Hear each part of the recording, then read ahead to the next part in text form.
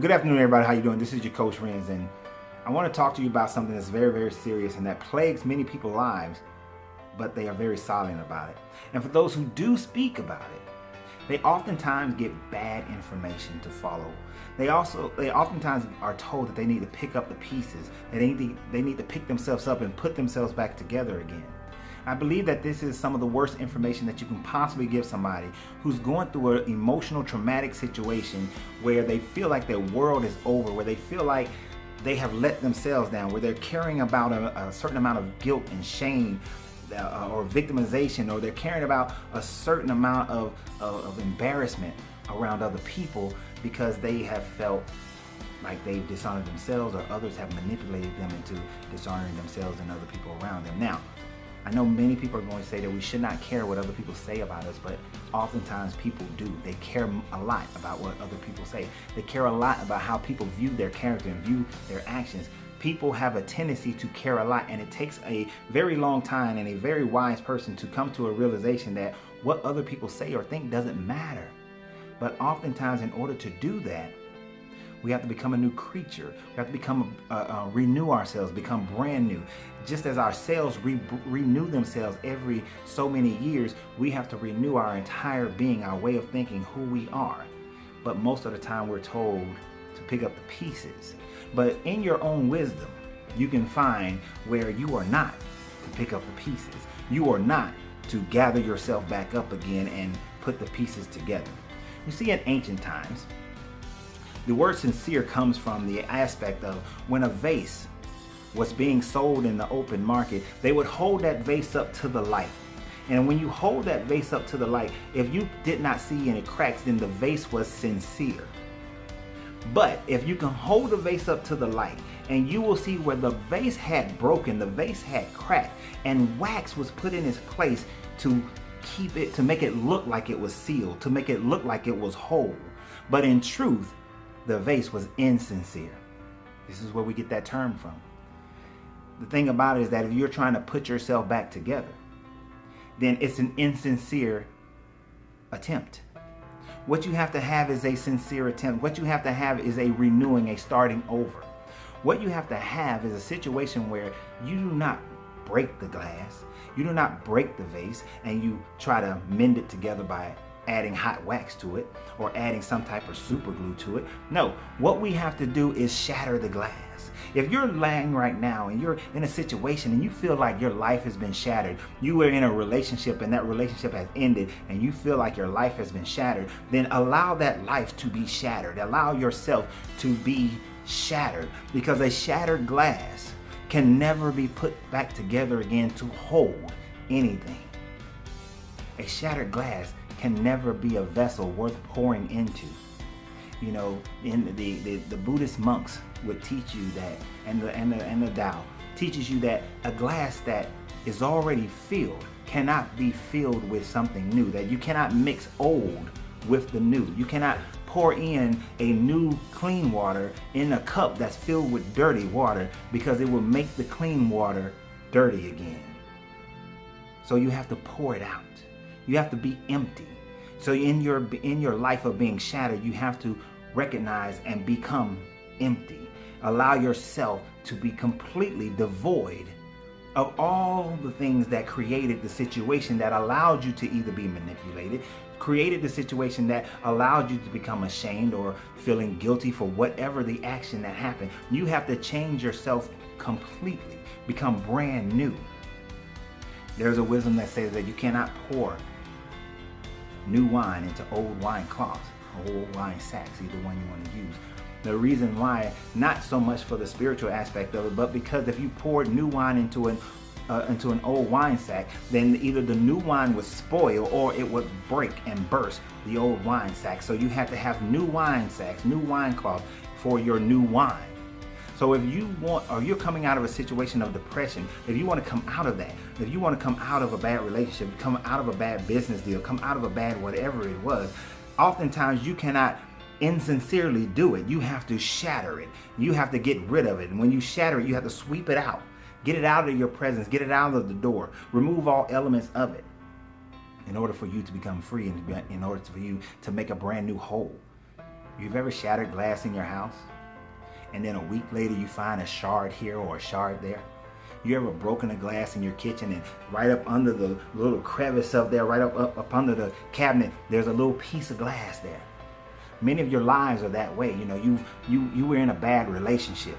You thought that you've made yourself brand new again, but there's a little piece of you that's still under the cover. There's a piece of you that's still on the floor, that's hidden away in the corner, and that little piece destroys the next relationship and allows you to be manipulated again, allows you to find yourself in a situation of depression where you feel shattered and broken once again.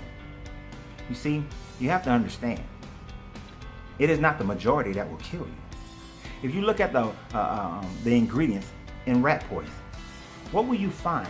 You will find that 90% is cookie.